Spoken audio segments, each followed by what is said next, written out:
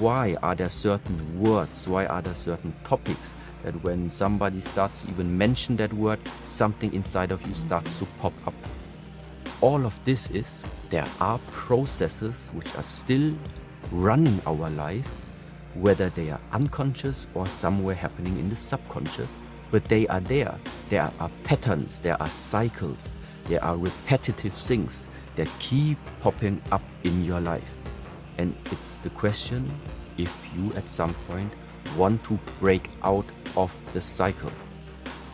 And this can only be done in the moment where you start to learn and understand what is it to live a life more aware and more based on being conscious about what you do and removing everything from these unconscious layers.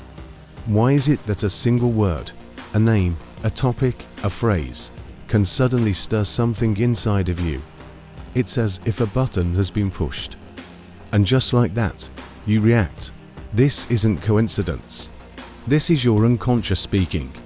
There are processes running your life that you're not even aware of. Old wounds, buried stories, emotional loops, patterns that repeat again and again. Different faces, different places, same energy.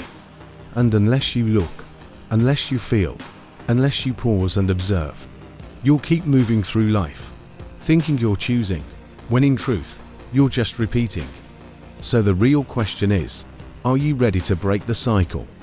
That change doesn't happen by force.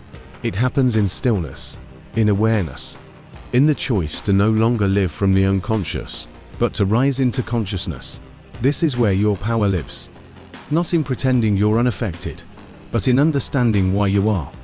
Once you begin to see the pattern, you can stop being the pattern. And that's the beginning of freedom.